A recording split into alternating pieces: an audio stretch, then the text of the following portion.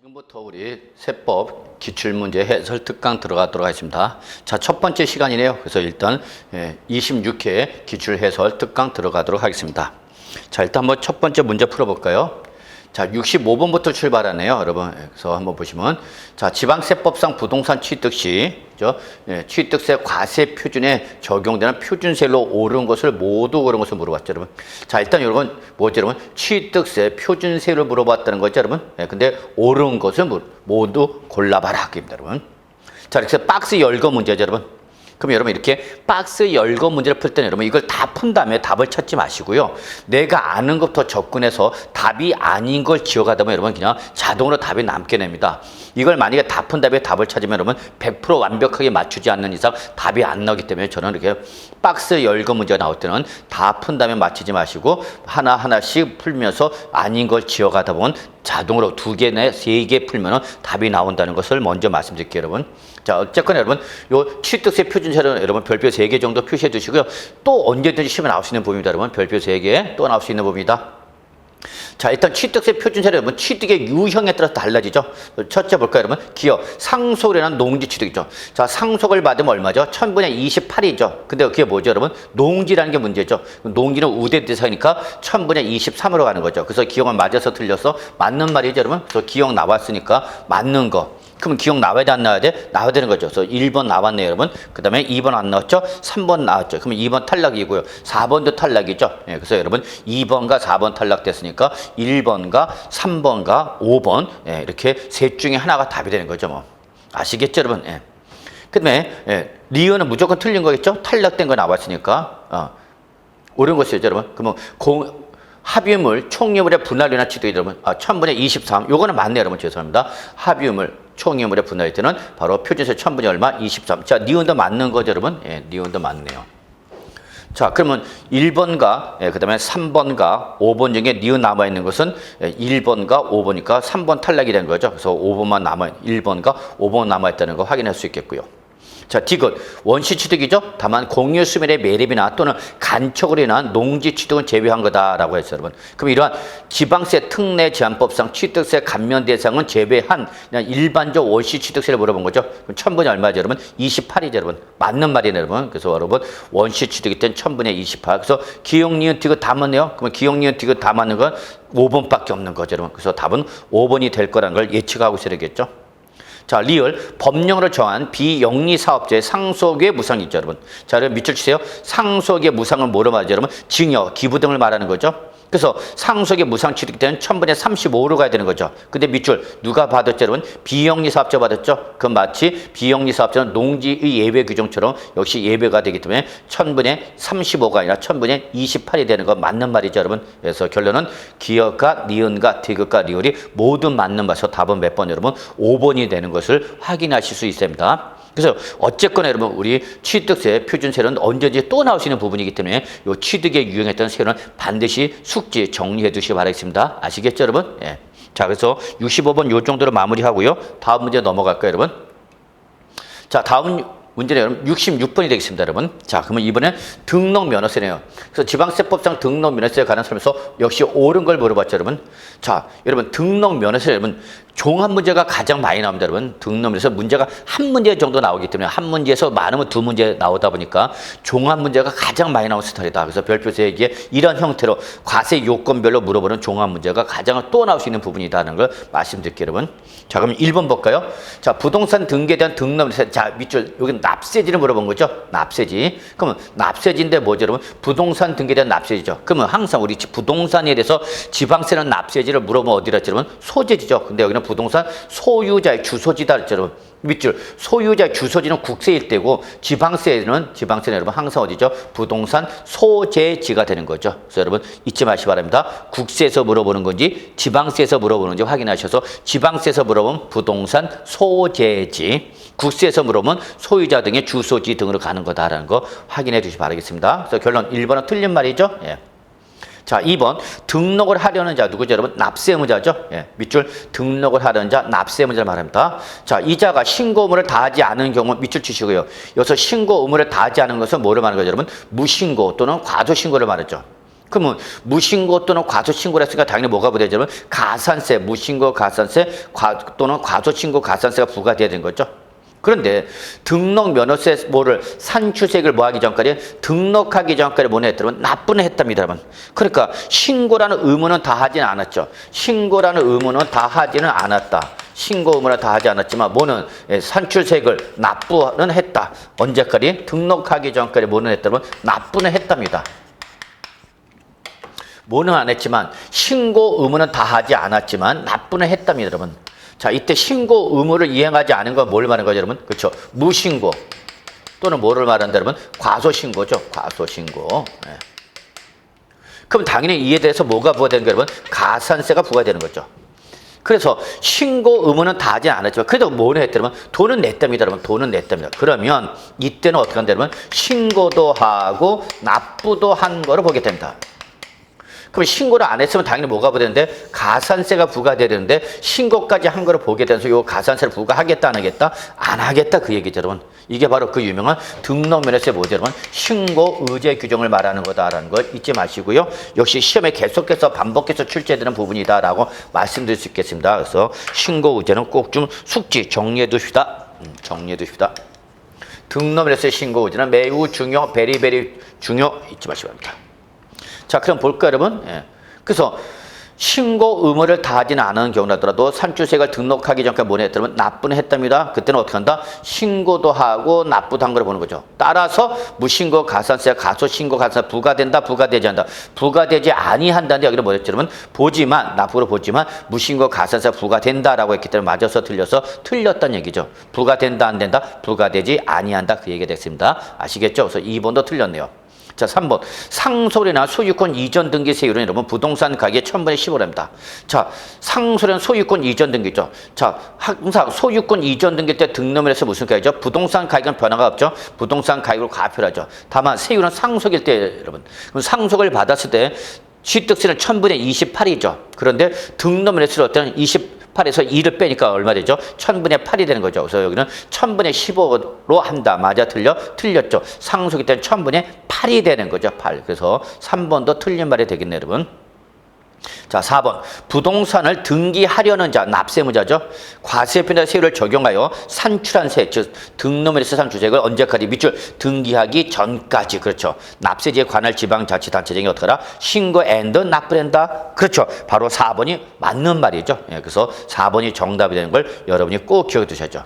그래서 등록면에서 신고 납부기 때문에 언제까지 해야 되죠? 여러분 밑줄 등기하기 전까지. 이게 취득세와 다른 점이죠. 취득세는 취득일부터 60일 이내와 등기하기 전까지인데 등록면에서 그냥 등기하기 전까지다라는 걸 잊지 마시기 바라겠습니다. 예, 그래서 4번이 맞는 말에서 정답이 되는 걸 확인할 수 있겠습니다. 자, 5번. 대도시죠, 여러분. 밑줄 대도시. 그러면 여러분 항상 대도시가 나오면 등록면에서 중과 대상입니다. 그래서 대도시 밖에 있는 법인이 본점이나 주사무소가 대도시 안으로 전입함에 따라 발생하는 등기는 이때는 법인 등기에 대한 세율의 100분의 200인데 여러분 등록 면허세 중과세는 100분의 300밖에 없어요. 즉 3배 중과세밖에 없고요. 100분의 200은 2배라는데 여러분 등록 면허세는 3배밖에 없습니다. 따라서 우리 요 100분의 200이 아니라 100분의 얼마 되는 거죠, 여러분? 300이 있죠. 예, 그래서 요 200이 틀렸고 300을 적용한다 이렇게 고치셔야 되겠습니다. 틀린 말이 되는 걸 확인해 두시기 바라겠습니다. 자, 그래서 본 문제는 여기까지 하고요. 다음 문제 풀어보겠습니다. 자, 다음 문제는 이제 여러분 우리 67번이 되겠습니다. 67번.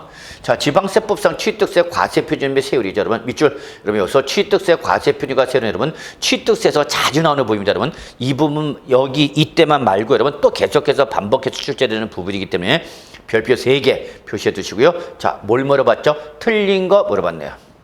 자, 1번. 취득세 과세표준 물어봤죠? 자, 그럼 뭐라 하죠, 여러분? 밑줄. 취득 당시 가입을 한다. 맞는 말이죠? 예. 다만 무슨 취득일 때는 연부 취득이랍니다. 그럴 때 과표는 매해 사실상 지급되는 금액을 말이죠. 이때 이 사실상 지급되는 금액은 연부 금액을 말하는 거라서 취득 금액에 포함하는 계약금을 어떻게 하죠? 포함하는 거죠? 예, 맞는 말이죠. 다만 신고가액은 시가표액보다 크다. 그러니까 예외인 시가표액은 논하라 논하지 마라 논하지 마라 그 얘기 되는 거죠. 그래서 1번은 취득세 과세표준 원칙을 물어본 거기 때문에 1번 맞는 말이죠. 예. 자, 2번. 건축인데 신축과 재축을 제외했답니다. 그러면 여러분 건축법상 건축축, 신축과 재축을 제외한 거 뭘 말한다 했죠? 여러분 증축, 개축이랬죠? 그럼 증축, 개축은 무슨 취득? 간주취득이죠. 자, 그러면서 건축물 면적이 어떻게 되냐면 증가됐다 했죠. 그러면 항상 신축과 재축을 제외한 건축은 항상 무슨 취득? 간주취득. 간주취득은 무조건 뭐죠, 여러분? 증가된 부분이죠, 여러분. 증가된 부분을 과표라는 거죠. 그리고 이때 건축은 여러분 무조건 원시취득세를 적용합니다, 여러분. 원시취득세율 몇 프로 여러분? 2.8% 적용하는 거죠. 예, 그래서 2번도 맞는 말이라는 거 잊지 마시고요. 2번 아주 중요합니다. 별표 3개. 2번 시험에도 또 나오시. 얘는 계속해서 반복해서 출제될 수 있는 부분이 여러분. 그래서 항상 다시 한번 강조할게요. 신축과 재축을 제외한 뭐를 말한다? 건축은 증축, 개축을 말하고 증축, 개축이나 무슨 취득? 간주취득. 간주취득이 항상 무조건 무슨 부분? 증가된 가액이죠, 여러분. 그리고 건축일 때는 무조건 어떤 세율을 적용한다, 여러분? 원시취득세율 2.8% 적용한다. 꼭 기억해 두셔야 됩니다. 또 나올 수 있는 부분이에요, 여러분. 예. 자, 3번. 환매 등기를 병행하는 부동산의 매매죠, 여러분. 그럼 여기서 환매 등기를 병행하는 부동산 매매로서 환매 기간 내에 매도자가 환매한 경우 여기까지가 조건이죠. 그럼 이때 결국은 이거는 관련 법률, 즉 징발재산 정리에 관한 특별조치법이라든지 또는 국가보유에 관한 특별조치법 폐지 법률 등과는 관계없이 그냥 개인 간의 당사자 간의 부동산 매매 그걸 맺는 가지고 환매권이 부여된 거죠. 그랬을 때 그 매도자가 환매권을 행사했다. 그러면 매도자로 갔다가 다시 매수자한테 넘어갔다 다시 매도자한테 되돌았죠. 그때 그 매도자와 매수자 취득은 사실상 취득, 형식상 취득, 형식상 취득이죠. 그런데 비과세는 나와 있지 않기 때문에 이때는 특례세를 정하는 거죠. 따라서 표준세에서 표준세를 여러분 몇 프로 되는 거죠? 매매니까 4%죠. 4% 중과기준세 몇 프로 여러분? 2%를 뺀. 근데 여기는 합한 그래서 맞아서 틀려서 틀렸죠, 여러분. 예, 그래서 합한 세율을 산출한 금액을 한다. 맞았다, 틀렸다, 틀렸다는 거 말씀드릴 수 있겠네요. 그러면 다시 한번 정리하면 여기 같이 볼까요, 여러분? 자, 환매 등기를 병행하는 부동산의 매매로서 부동산 매매죠. 그래서 매도자가 환매권을 행사한 거죠. 매도자가 환매권을 행사했답니다. 자, 환매권을 행사했으니까 그때는 매도자로부터 매수자한테 넘어간 것이 다시 어떻게 한 거죠, 여러분? 되돌아온 거죠. 예, 행사했으니까. 갔다가 되돌았죠. 그럼 그때 그 매도자, 매수자 취득은 사실상 취득, 형식상 취득, 형식상 취득이라는 얘기죠. 따라서 이때 적용한 세율은 바로 표준세율. 자, 매매니까 표준세율 몇 프로죠, 여러분? 4%죠. 여기서 몇 프로 빼라? 2%를 뺀 몇 프로, 여러분? 2%로 가시는 거죠. 그래서 이거는 바로 무슨 세율이죠, 여러분? 특례세율 대상인 거죠. 얘는 특례세율 대상이죠. 그래서 바로 4%에서 2% 뭐한 세율이죠? 뺀 세율이죠. 2% 뺀 세율로 가자는 거죠. 그런데 우리 지문에는 여기서 지금 여기죠, 여러분. 예. 여기는 표준세율에다가 중과기준세율을 뺀 세율을 해야 되는데 뺀 세율을 했는데 여기는 뭐라 했어요, 여러분? 합한 세율을 했죠, 여러분. 이걸 이렇게 바꾼 거죠, 여러분. 예, 이렇게 바꾼 거죠. 아이, 나쁜 놈. 4%에 더 2% 더해서 가자는 것이 아니라 4%에서 2% 뺀 세로 가자는 거니까 바로 3번이죠. 예, 3번이 틀린 말이다. 뭐가 틀렸다? 합판이 아니라 뺀 세율로 고쳐야 되는 거죠. 그래서 3번이 틀린 말에서 67번이 답이 되는 거 말씀드리겠습니다, 여러분. 아시겠죠? 예. 자, 그다음에 4번 볼까요? 자, 토지를 취득한 자가 그 토지를 취득한 날부터 자, 몇 년이냐, 여러분? 1년 이내 그의 인접한 토지를 취득했답니다. 그리고 그 전후에 취득에 관한 토지 취득을 한 건의 토지 취득으로 봐서 면세점을 정한다. 여러분 밑줄 요거는 바로 취득세 면세점 규정을 물어본 거죠. 예. 그래서 취득가액이 얼마, 여러분? 50만 원일 때 취득세 과세한다, 안 한다? 안 하는 거죠. 근데 이렇게 취득가액이 50만 원일 때 취득세 면세점 적용되는 걸 악용하는 걸 방지하기 위해서 토지를 취득한 후 몇 년 이내, 밑줄 1년 이내 그의 인접한 토지 취득하면 이거는 별개 각각의 취득을 보는 것이 아니라 전후 이걸 합한 걸 한 건의 취득으로 봐서 면세점 50만 원 초과 여부를 확인하겠다, 그 얘기가 되겠습니다, 여러분. 예.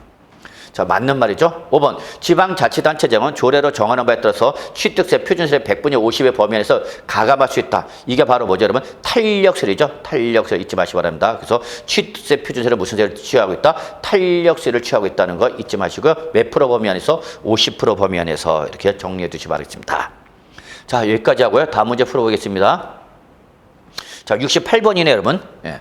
자, 2022년 지방세 기본법상 부과 및 징수 또 불복에 관한 설명을 옳은 것은, 그래서 여러분 요게 2022년 현행 규정으로 바꾼 겁니다, 제가. 예, 그래서 보시죠.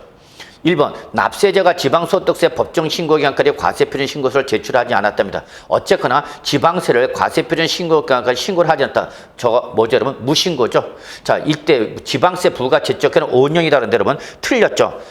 지방세를 무신고했을 때, 단순 무신고했을 때 제적기간은 5년이나 몇 년 여러분? 7년이죠 여러분. 그래서 여기 밑줄 법정 신고 기간까지 과세표준 신고를 제출하지 아니한 거 밑줄 적어놓고 단순 무신고 적어놓고 단순 무신고할 때 지방세 제적기간은 몇 년이다? 5년이 아니라 7년이 되겠습니다 여러분.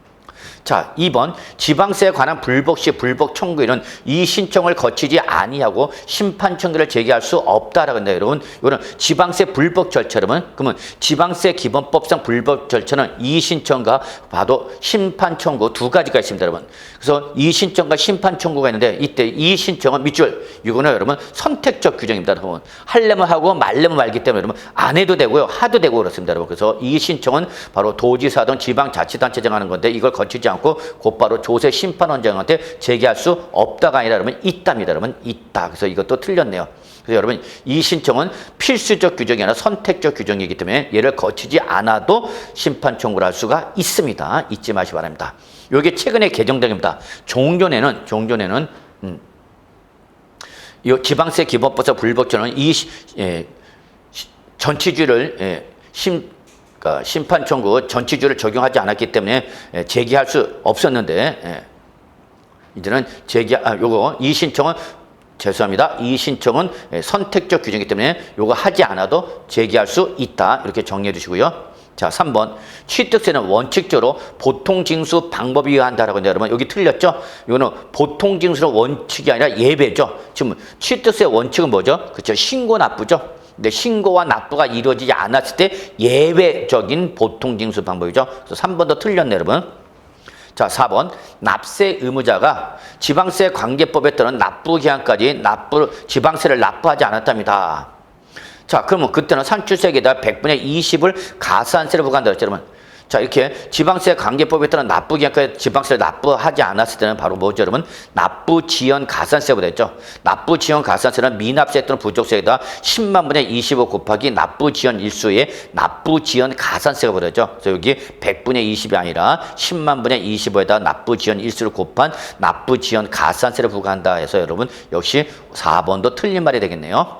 5번 자 지방자치단체 징수금의 징수수위는 체납처분비라든지 지방세 또는 가산금의 순서로 한다고 하는데 바로 일단 여기에 출제될 당시는 맞는 말이 되겠습니다 여러분. 그래서 5번이 맞는 말에서 정답이 된다는 것을 말씀드릴 수 있겠습니다 여러분. 근데 사실상 지금 가산금은 이제 이게 폐지가 돼 갖고 없어져야 되는 것도 맞는 말이죠 여러분. 그래서 2022년부터는 이제 지방세도 가산금을 따로 구분하지 않고 납부 불성실 가산세와 가산금을 통합해서 납부 지연 가산세로 부과되기 때문에 이제 가산금이 나오지는 않는다는 걸 참고로 기억해 주시기 바라겠습니다 여러분. 그래서 어쨌거나 68번은 답이 5번이라는 거 확인하고요. 다음 문제 풀어보겠습니다. 자, 이번엔 69번이 되겠습니다 여러분. 자, 69번 지방세법상 취득세 납세 문제 등에 관한 설명으로 옳은 거 물어봤죠. 자, 별표 3개 여러분. 납세 문제 역시 또 언제든지 시험에 나오시는 부분이 되겠습니다 여러분. 정리해 주셨죠.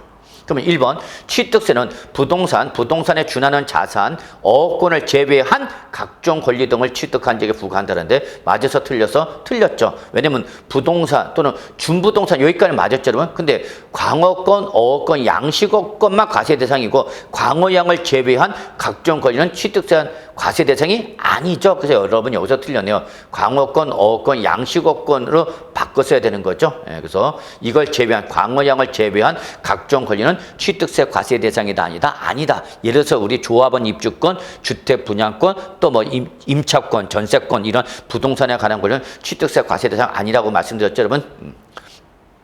자, 2번 건축 물종 조작 설비로서 여기 밑줄 치시기 바랍니다. 조작 설비로서 그 주체 구조와 하나가 되어 건축물로서의 효용 가치를 이루고 있는 것. 여기까지 뭐랬지만 건축물 부대 설비를 했죠 여러분. 이러한 건축물에 부수되는 설비를 누가 주체구조 취득자 외의자 밑줄 치세요. 주체구조 취득자 외의자 누구죠 여러분? 임차인이라고 그랬죠. 임차인의 가설한 경우도 우리는 누가 주체구조 취득자 임대인이 함께 취득한 걸 본다. 그래서 맞는 말이죠 여러분. 그래서 2번이 정답이 되겠습니다. 다만 여기서 가끔가다 요 함께란 말 때문에 주체구조 취득자 외의자와 그다음에 주체구조 취득자 두 사람한테 다 과세가 되는 거냐? 아니라니까 여러분. 설사 임차인이 가설했더라도 우리 세법은 주체구조 취득자 건물주가 함께 취득한 걸 봐서 취득세를 누구한테? 바로 주체구조 취득자인 건물주한테 취득세를 과세하겠다는 의미를 해석하셔야 됩니다. 아시겠죠? 그래서 2번이 답이네요.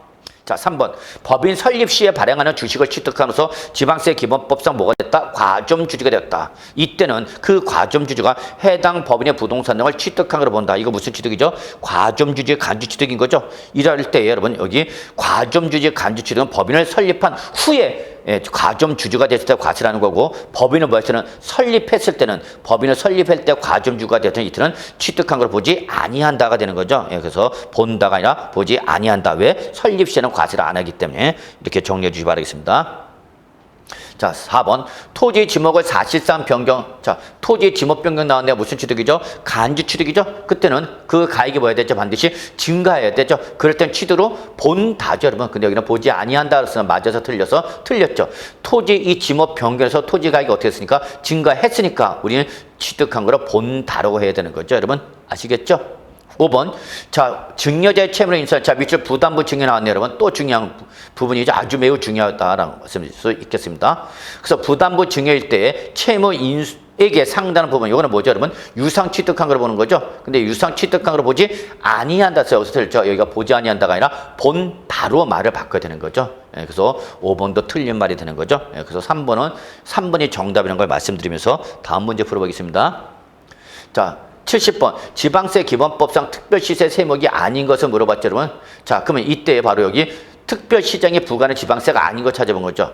그러면 이때 등록면허세는 바로 뭐죠, 여러분? 도지사 또는 구청장이 부과하는 거죠. 도지사 또는 구청장이니까 특별시장이 부과되지는 않죠. 그렇기 때문에 바로 5번이 대표적인 도지사 또는 구청장이 부과하는 지방세라는 것이죠. 그래서 5번이 답이 되네요. 또 뭐 취득세라든지 여러분 또 지방교육세 같은 경우 이런 경우는 바로 뭐가 되는 거죠, 여러분? 도지사 또는 특강시장이 과세권자가 된다는 걸 좀 기억해 두시고요.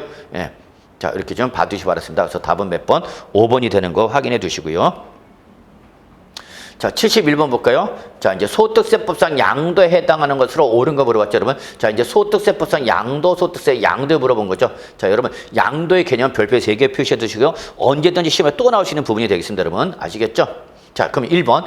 법원의 확정 판결에서 신탁해. 자, 여러분 신탁이 나면 사실상 이전, 형식상 이전, 형식상 이전이 하여튼 신탁이나 무조건 형식상 이전을 보시고 여러분 양도를 본다 안 본다 안 본다는 거죠, 여러분. 그래서 이거는 신탁 해지를 원유로 소유권 이전 등을 하는 것도 이거는 사실상 취득, 형식상 취득, 형식상 취득. 따라서 양도를 본다 안 본다 안 본다. 양도세 과세한다 안 한다 안 한다. 아시겠죠, 여러분?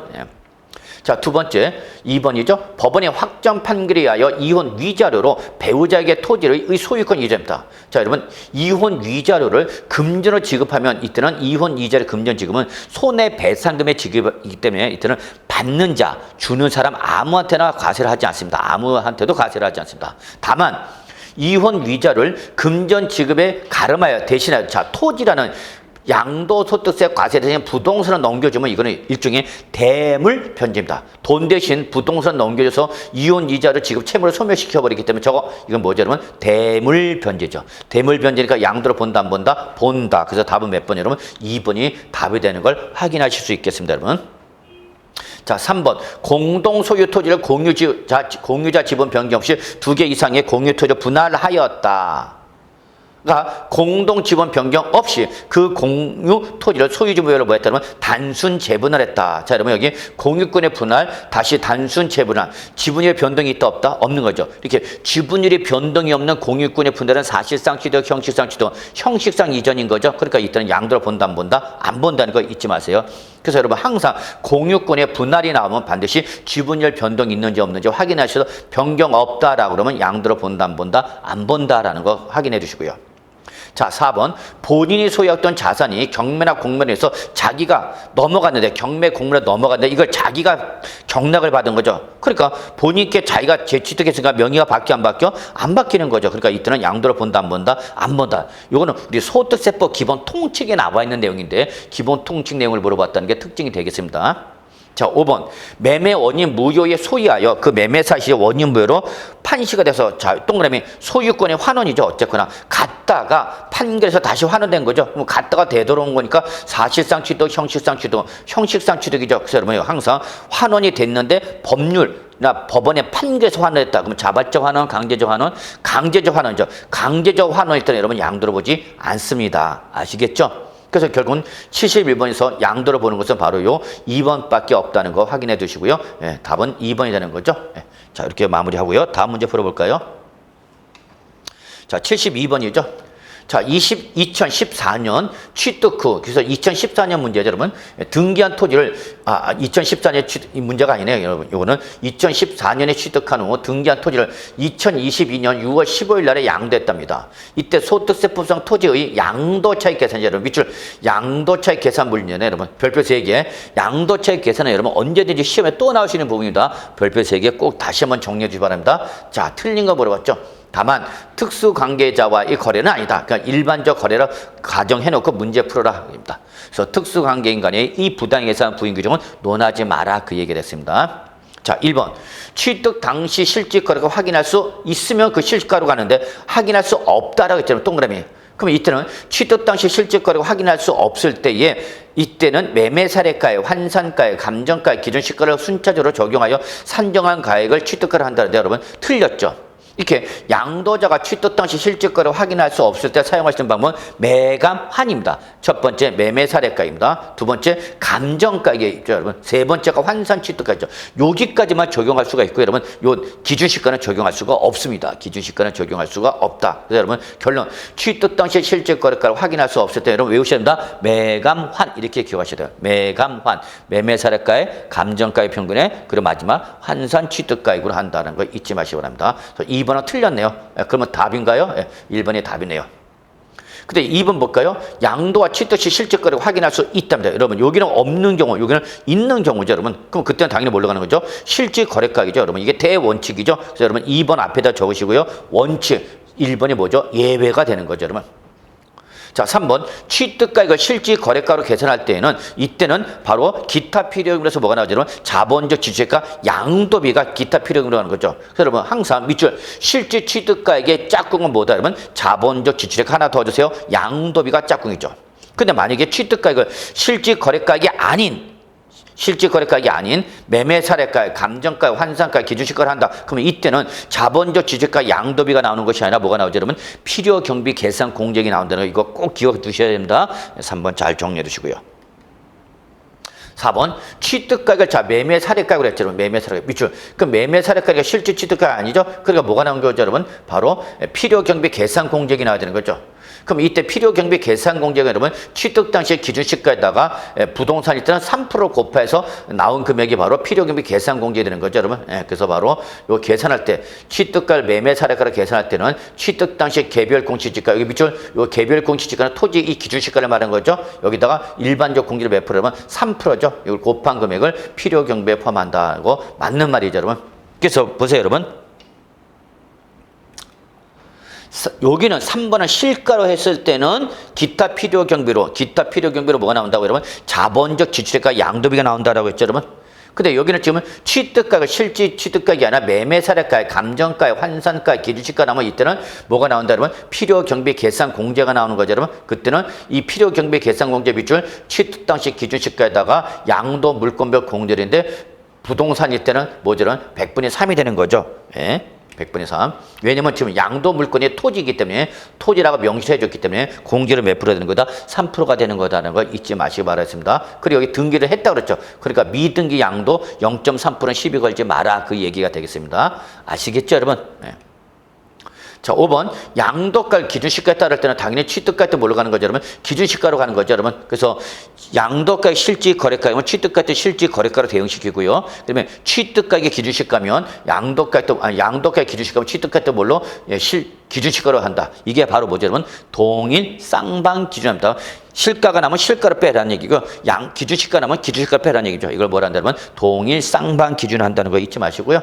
그래서 72번에서 틀린 것은 몇 번이죠, 여러분? 1번이 틀렸다는 거 다시 한번 말씀드리고요. 다음 문제 넘어가겠습니다. 자, 73번이 되겠습니다, 여러분. 자, 2022년 소득세법상 건물의 양도에 따른 장기 보유 특별 공제라는 설명으로 틀린 거 물어봤죠, 여러분? 예. 자, 그러면 이때 여러분 여기 밑줄 장기 보유 특별 공제죠, 여러분. 별표 3개짜리죠. 언제든지 또 시험에 나오시는 부분이죠, 여러분. 예. 자, 틀린 거 물어봤네, 여러분. 자, 1번 100분의 70의 세율. 여기 밑줄 100분의 70의 세율. 바로 미등기 양도세율이죠, 여러분. 자, 미등기 양도세율이 적용하는 미등기 건물에 대해서는 장기 보유 특별 공제를 적용하지 아니한다. 그렇죠, 여러분. 3년 이상 보유한 부동산의 원칙적 장기 보유 특별 공제 대상인데 이러한 3년 이상 보유한 토지나 건물이라 하더라도 무슨 양도면 미등기 양도에 때는 적용한다 안 한다 안 하는 거죠. 그래서 이때는 장기 보유 특별 공제를 적용하지 않고 세율은 몇 프로 된다? 100분의 70의 세율을 적용하는 거죠. 다른 말로 말하면 70% 세율에 적용하는 미등기 양도에 때는 장기 보유 특별 공제에 적용하지 아니한다. 맞는 말이죠, 여러분. 그래서 1번은 맞는 말. 자, 2번 보유기간이 3년 이상인 등기된 상가 건물은 장기 보유 특별 공제가 적용된다. 여러분 여기 밑줄 장기 보유죠. 그럼 장기 보유는 최소 몇 년 이상이죠, 여러분? 보유기간이 3년 이상인 걸 말하죠, 여러분. 그다음에 특별 공제죠. 특별 공제니까 아무한테나 안 해주고 부동산이죠. 밑줄 부동산. 그래서 부동산일 때만 해주는 거죠. 그리고 미등기 양도를 안 해주니까 등기된 전제 조건 들어간 거죠, 여러분. 그래서 2번도 맞는 말이죠, 여러분. 3번 1세대 1주택 요건 충족한 고가주택이죠. 밑줄 1세대 1주택 요건 충족한 고가주택이죠. 이는 고가주택 여러분 적어놓으시죠. 여기서 우리 2022년도 고가주택은 양도 당시 주택가 부수토지 실질거래 가까이 합격이 얼마 초과를 말하죠, 여러분? 12억을 초과하는 거 말한다, 여러분? 12억 초과하는 주택이죠. 자, 그러면 이러한 12억을 초과하는 고가주택일 때는 비과세 요건 충족한 건데 비과세 적용받지 못하고 과세가 되는 거죠. 이때 과세가 될 때 양도차익은 물론 장기보유 특별공제가 되는데 이때 장기보유 특별공제 조건은 뭐죠, 여러분? 3년 이상이죠. 근데 여기다 뭐랬죠, 여러분? 고가주택인데 보유기간이 몇 년? 이러면 2년 6개월 밑줄. 보유기간이 2년 6개월인 것은 3년 이상 요건 충족했다 못했다. 못했다 그게죠. 그러니까 장기보유 특별공제가 적용되지 아니한다라고 해야 되는 거죠. 근데 여기는 적용된다. 그러니까 맞아서 틀려서 틀렸다. 적용된다가 아니라 적용되지 아니한다라고 바꿔야 되는 거죠. 그래서 답은 몇 번? 3번이 틀린 말에서 정답이 되는 걸 확인해 주시기 바라겠습니다. 자, 4번. 장기 보유 특별 공제는 건물의 양도차익이죠, 여러분. 그래서 항상 장기 보유 특별 공제는 양도차익이다. 보유 기간별 공제를 곱해서 계산한다는 거 잊지 마시고요. 장기 보유 특별 공제 금액은 양도차익 곱하기 보유 기간별 공제랬죠. 다만 이 보유 기간별 공제는 여러분 두 가지 구분하죠. 원칙일 때와 예외. 이때 바로 요 5번 보유기간이 12년이 등기된 상가 건물의 보유기간별 공제는 100분의 24다. 이건 원칙이죠, 여러분. 그럼 원칙은 보유 연수 곱하기 1년당 몇 프로죠? 2%죠. 2%. 그러면 12년 곱하기 2%가 몇 프로죠? 24%가 된 거죠. 단 몇 프로 한도라죠? 그렇죠? 30% 한도라는 거 잊지 마시기 바랍니다, 여러분. 꼭 기억두셔야죠. 그래서 여러분, 요 장기 보유 특별 공제를 좀 보충 정리한다면 장기 보유 특별 공제율은 크게 두 가지로 구분합니다, 여러분. 원칙은 보유 연수죠, 여러분. 연수 곱하기 1년당 몇 프로? 2%인데 최대 몇 프로까지만 받는다 그러면 30%까지만 받는 거죠. 그러면 2% 연수 곱하기 30%가 되려면 몇 년이죠, 여러분? 그렇죠. 15년이죠, 여러분. 15년 이상. 그래서 15년 이상을 보유하면 그냥 몇 년 보유한 걸 봐서 15년 보유한 걸 봐서 몇 프로까지만 해준다 그러면 30%까지만 해준 거죠. 근데 예외적으로 이게 1세대 1주택이죠. 1세대 1주택으로서 그 보유기간이 몇 년 이상을 2년 이상을 반드시 보야만 거주죠. 이게 요건이죠. 1세대 1주택 3년 이상 보유는 N도 물론이고 2년 이상 거주했을 때는 이때는 예외 규정을 정하는 거죠. 그럼 이때는 두 개로 나눠서 보유 연수 곱하기 1년당 몇 프로죠? 4%죠. 1년당 4%에서 최대 몇 프로까지만 40%까지 받을 수 있게 하는 거죠. 여기다 플러스 거주 연수죠. 1년당 4%대 역시 몇 프로죠, 여러분? 40% 한도로 하는 거죠, 여러분. 그래서 몇 프로까지 한도로 한다, 여러분? 80%까지를 한도로 한다는 걸 잊지 마세요. 80% 한도로 해서만 장기 보유 특별 공제받을 수 있다는 거 꼭 좀 기억해 두시기 바랍니다, 여러분. 별표 3개 꼭 기억해 두시고요. 또 다시 시험에 나올 수 있는 부분이죠. 예. 그래서 5번 맞는 말이죠, 여러분. 예, 그래서 결론 틀린 것은 몇 번이죠, 여러분? 예, 바로 요 3번. 예, 3년 이상 보유를 못했기 때문에 장기 보유 특별공제가 적용되지 아니한다가 되는 거죠. 예, 이렇게 마무리하고요. 다음 문제. 자, 74번 넘어갈게요, 여러분. 자, 소득세법상 사업자가 아닌 거주자 그랬죠, 여러분. 자, 여기서 사업자가 되면 여러분, 즉 부동산 매매업자나 주택 신축 판매업자가 될 때는 여러분, 이때는 양도소득세가 아니라 종합소득세인 사업소득으로 과세가 되기 때문에 그러한 종합소득세 시비 걸지 못하게 그냥 사업자가 아닌, 그러니까 양도소득세라 대답하라 그 얘기입니다, 여러분. 그래서 거주자 갑이 2022년 5월 15일 날 토지를 양도했다. 여기서 5월 15일은 바로 제 음력생일이 되겠습니다. 농담이고요. 여기서 5월 15일 날에 토지를 양도했답니다. 그래서 토지 거래 계약에 관한 허가 구역 외에 존재한다는 것은 무슨 말이냐면 토지 거래 계약에 관한 허가 구역 안에 있을 때는 허가와 양도를 따지는데 허가 구역 외라고 쓰니까 그건 원하지 마라 그 얘기죠, 여러분. 그래서 그냥 일반적 토지 양도하였다 그 얘기입니다, 여러분. 자, 이때 납부할 양도소득세는 1,500만 원이다. 이 토지, 이 양도소득세 신고 납부에 관한 설명으로 틀린 거 물어봤죠. 다만 과세 기간 중 당해 거래 이외의 다른 양도 거래는 없다. 즉 요거 토지 하나만 양도했다 그죠, 여러분. 그리고 답지항은 즉 보기 1, 2, 3, 4항은 1, 2, 3, 4, 5번은 서로보다 독립적이며 주어진 조건 외에는 고려하지 않음 이렇게 했죠. 즉 여기 나온 것만 갖고 따지라는 얘기죠. 그리고 1, 2, 3, 4, 5는 연계된 것이 아니라 각자 따로따로 구분하라 그 얘기가 됐습니다, 여러분. 자, 그러면 지금 양도일이 언제죠? 2022년 5월 15일 날 양도했으니까 예정 신고기는 언제까지 여러분? 2022년 7월 말까지 되겠죠? 2월 말 되니까 5월에다가 2월 되니까 7월 말 되는 거죠. 예. 양도소득 과세 표준은 납세제 관할 세무자 등이 어떻게 한다? 신고가 되는 거죠. 이때 요 신고하는 걸 뭐라 하죠, 여러분? 예정 신고를 하는 거죠, 여러분. 예. 2번 예정 신고를 하지 않았답니다. 밑줄 무신고죠, 여러분. 자, 그래서 예정 신고를 하지 않았다도 확정 신고를 하면 이때는 예정 신고에 대한 가산세는 부과되지 아니한다는데 아니죠. 예정 신고를 하지 않아서 뭐 일단 무조건 무신고이기 때문에 무신고 가산세 20%가 부과돼야 되는 거죠. 다만 확정 신고 기한 내에 확정 신고를 하면 이때는 무신고 가산세 20%, 50%를 경감해서 10%의 무신고 가산세를 부과하는 거죠. 근데 여기는 아예 가산세는 부과되지 아니한다 그래서 맞아서 틀려서 여러분 틀린 말이 되는 거죠, 여러분. 예, 그래서 틀린 것은 바로 2번에 틀렸네요. 그래서 답이 되는 걸 여러분 확인하실 수 있어야 됩니다. 이 문제는 여러분 또 시험에 나올 수 있는 부분이기 때문에 양도소득세 예정신고를 별표 3개 반드시 다시 출제될 수 있다. 꼭 정리하라라는 거 잊지 마시기 바랍니다. 자, 3번 예정신고하는 경우에는 양도소득세 분할 납부가 가능하다. 그렇죠, 여러분. 예정신고하는 경우라도 납부세가 얼마 초과하면 1,000만 원 초과죠. 그러면 여기서 1,500만 원이라는 말에 제시했기 때문에 1,000만 원 초과했다는 얘기죠. 1,000만 원 초과해서 뭐였죠, 여러분? 예정신고라도 분할 납부 가능하다. 맞는 말이 되는 거죠, 여러분. 예. 자, 4번 예정신고를 했답니다. 그때는 확정 신고를 하지 아니할 수 있다. 그렇습니다.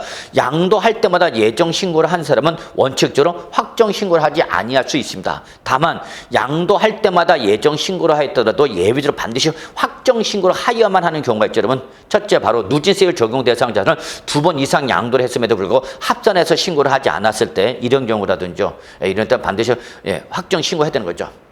또는 당해년도에 2개 이상의 양도소득세 과세된 양도로서 세율이 달리졌다. 그럼 그때는 그 과세 표준 금액을 모두 합한 금액에다 누진세를 적용해서 나온 산출세액과 개별적으로 적용한 산출세를 비교해서 둘 중에 어떤 거 큰 금액을 신고를 했는데 그 큰 금액을 신고를 하지 않았을 때는 반드시 확정 신고를 한다는 거 잊지 마시기 바라겠습니다. 자, 그 다음에 세 번째가 이제 우리 양도소득 당해년도 중에 감면 대상과 비감면 대상을 양도했을 때죠. 그래서 당해년도 중에 감면 대상을 먼저 양도했다면 나중에 비감면 대상을 양도했을 때에는 그 당초 감면 대상에서 공제받던 양도소득 기본공제를 취소하고 비감면 대상에서 공제받아야 되는 거죠. 그런 것을 하지 않았을 때는 반드시 확정 신고를 해야 되는 거. 이 세 가지 꼭 좀 기억해 주시기 바라겠습니다. 자, 그래서 여기 4번 맞는 말이죠. 어쨌거나. 5번 토지가 법률에 따라서 뭘 당했죠? 수용됐죠.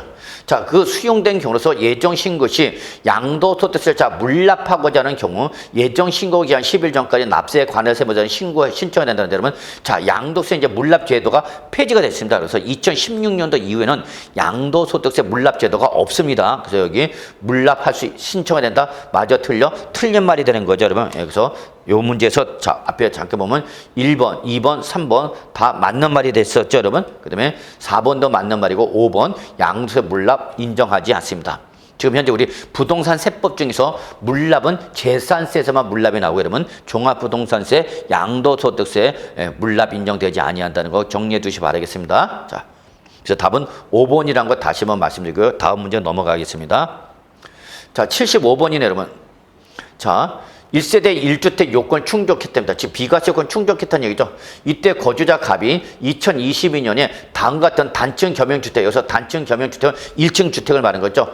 주택은 국내 상시 주거용이며, 그래서 주택이라는 건 시비걸지 마련이죠. 그 다음 밑줄 수도권 밖의 도시 지역 내에 존재한다. 그러면 이때는 밑줄 수도권 밖의 도시 지역 내에 있을 때 존재할 때의 적용 비율은 5배입니다. 5배. 주택 정착 면적의 5배죠.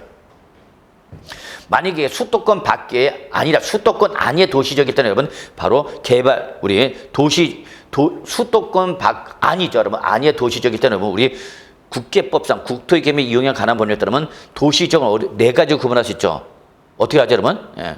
주상공로 이렇게 구분했죠. 이때 주거지역, 상업지역, 공업지역은 3배이고요 여러분 녹지지역일 때 4배인데 여러분 여기는 도시지역 밖이니까 무조건 5배가 되는 거죠. 요걸 7억 원에 양도했답니다. 여러분 이때 7억 원에 양도했으니까 이때는 고가주택은 아니란 얘기죠. 그래서 양도세가 과세가 되는 건물 면적과 토지 면적으로 그런 것을 밑줄 건물 면적 밑줄 토지 면적 밑줄 뭐 과세되는 면적. 그래서 결론 과세 면적을 물어본 거죠. 단 주어진 지역군 외에는 고려하지 않음이라고 되어 있네요. 여러분. 자, 그래서 여러분 이거는 무슨 주택이죠? 겸용주택이죠. 겸용주택.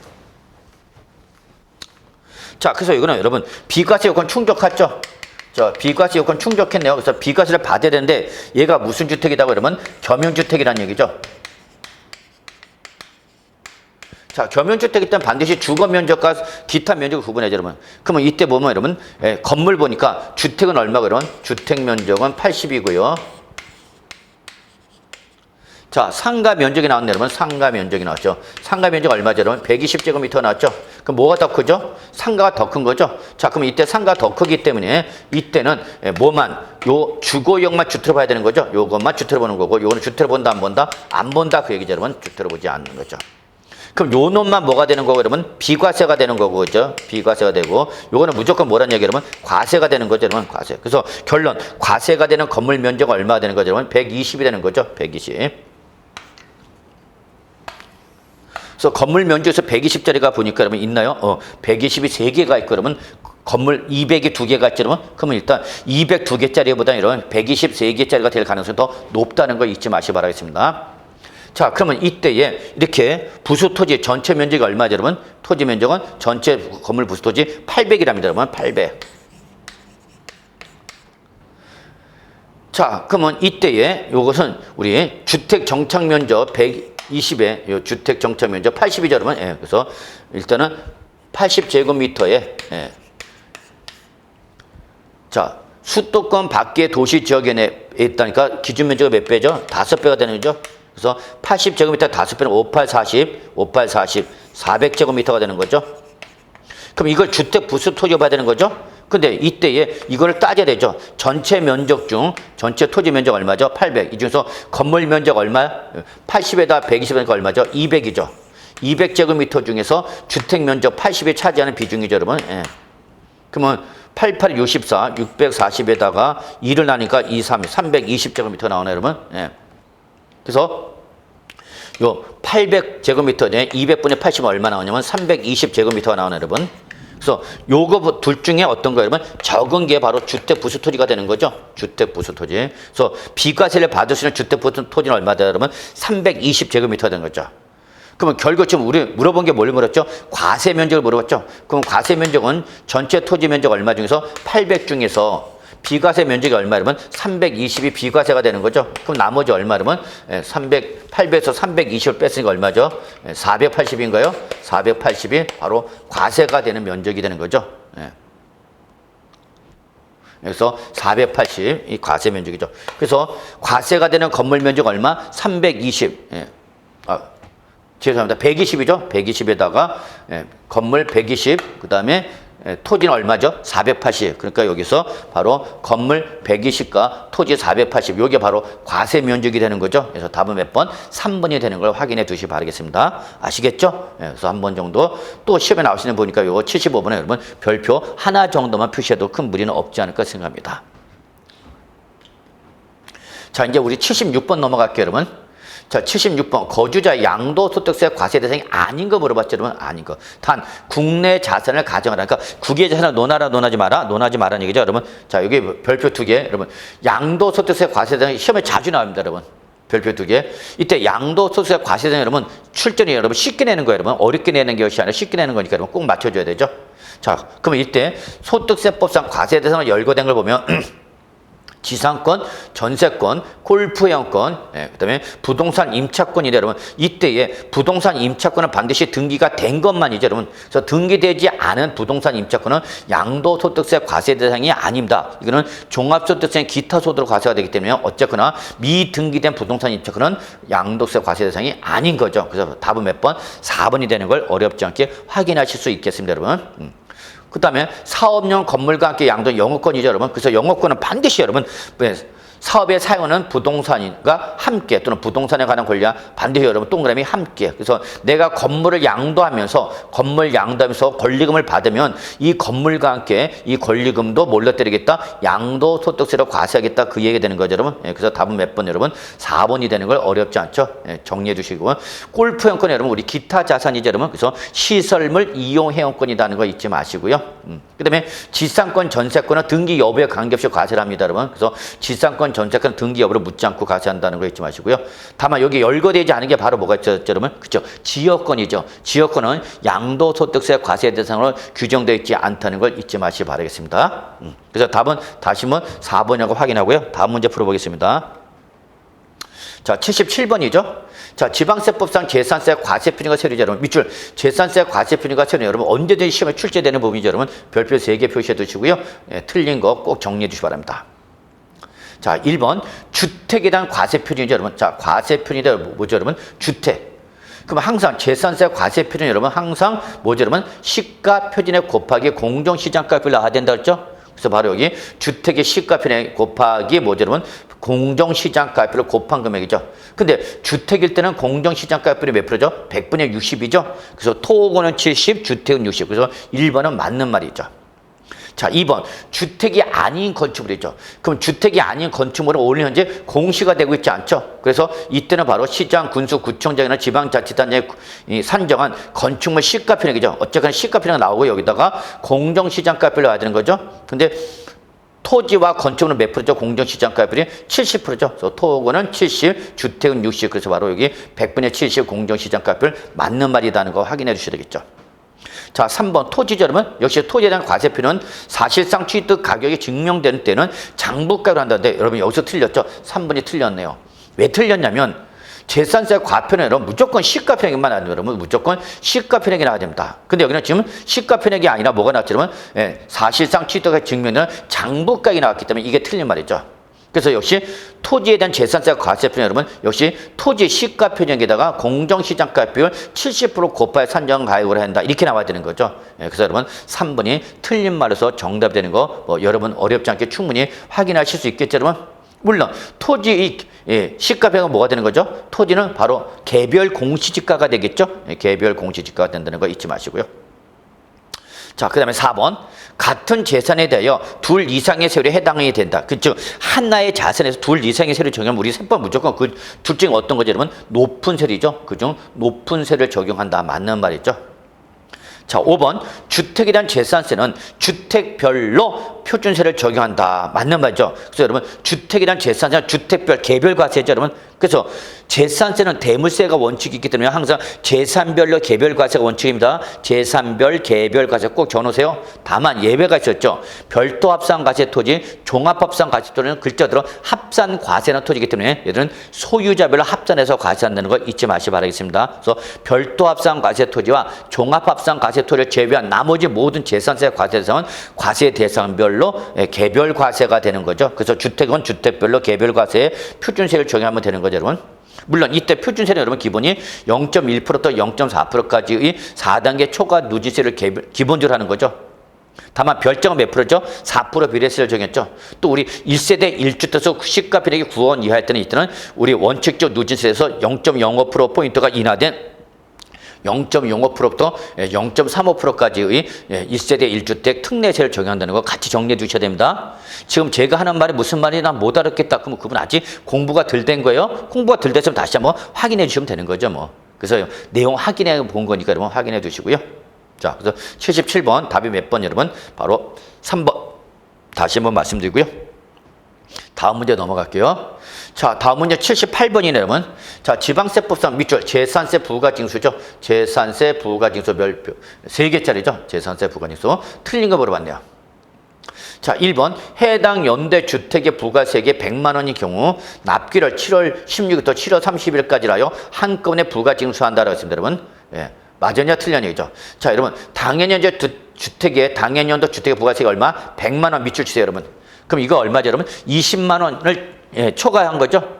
20만 원 이하 때는 7월 달과 9월 달 두 번은 나누지 않고 한꺼번에 부가징수할 수 있죠. 7월 말에. 근데 여기는 지금 얼마니까? 100만 원이니까 7월 달 2분의 1, 9월 달 2분의 1 나눠서 받아라 그 얘기죠, 여러분. 근데 여기는 지금은 100만 원인데 7월 달에 일시 부가징수한다 그랬으니까 맞아서 틀렸어요. 그러면 틀린 말이 되는 거죠, 여러분. 그래서 1번은 틀린 말이 정답이 되네요. 그래서 부가세액이 얼마니까? 100만 원이니까 7월 달, 9월 달 두 번으로 분할해 납부한다는 거 잊지 마시기 바라겠습니다. 자, 2번 재산세를 징수하려면 토지, 건축물, 주택, 선박, 항공기, 과세 물건별로 각각 구분된 납세 고지서 보내야 되는 거죠. 그래서 과세 물건별로 구분된 납세 고지서에 과세 표준과 세액을 적어 늦어도 언제까지 밑줄 납기일 개시 5일 전까지는 발급해야 된다는 거 잊지 마시기 바라겠습니다. 자, 3번 토지에 대한 재산세죠, 여러분. 자, 토지에 대한 재산세는 납세 의무자별로 한 장의 납세 고지서로 발급해야 된다. 이게 무슨 말이냐면 토지에 대한 재산세를 계산할 때는 토지 이용 정도에 따라서 분리과세 토지, 별도합산과세 토지, 종합산과세 토지 이렇게 세 가지를 구분했었죠, 여러분. 그래서 분리과세 대상 토지는 다시 0.07%짜리가 있고 0.2%짜리가 있고 4%짜리 구분했죠. 그다음에 별도합산과세 토지나 종합산과세 토지는 0.2%부터 0.4% 또는 0.2%부터 0.5%까지 3단계 초과 누진세를 구분해서 다 적용했던 거죠. 자, 그래서 이렇게 분리, 별도, 종합으로 구분해서 재산세를 계산하고 그 계산된 토지분 재산세를 따로따로 보내지 말고 몇 장으로 한 장의 고지서를 보내야 된다. 그 얘기를 말하는 겁니다. 그래서 아시겠죠, 여러분? 그래서 토지분 재산세는 분리, 별도, 종합으로 구분해서 계산하지만 고지서를 몇 장으로 보내줘라? 한 장의 납세 고지서를 보내줘라. 그 얘기가 되겠습니다, 여러분.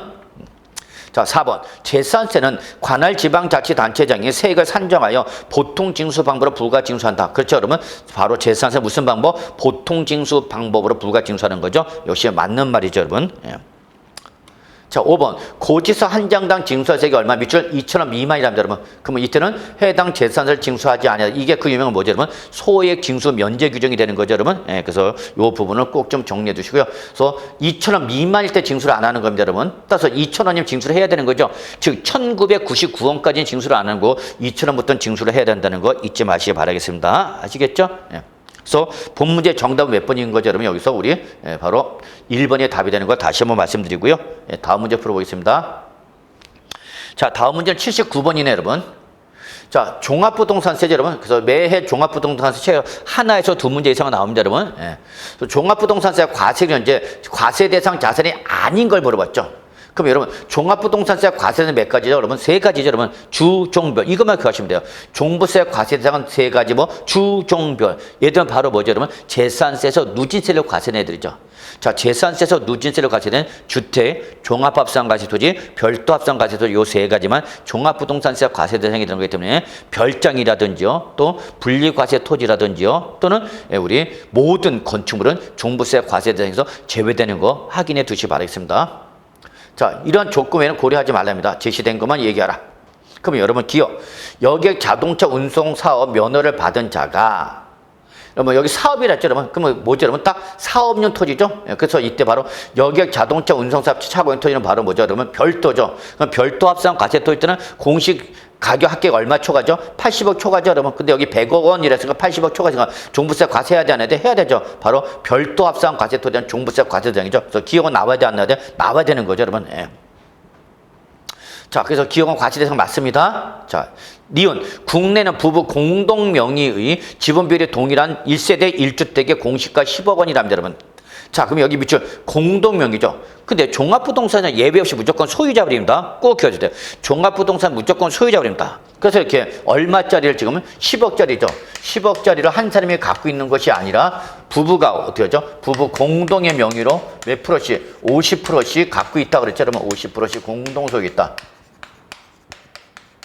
그러면 종합부동산세는 무조건 뭘로 가라? 그러면 소유자별로 가는 거죠. 그러면 부부 한 사람은 몇 프로죠, 여러분? 지분가에 5억 원이죠. 예.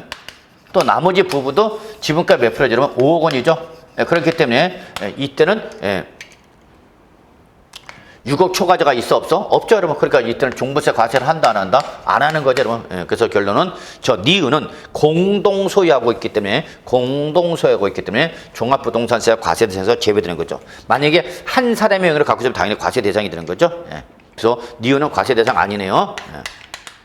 자, 디귿 공장용 건축물. 자, 모든 건축물은 종부세 과세한다 안 한다? 안 합니다. 그랬죠, 여러분. 예. 그래서 니은도 과세 안 하죠.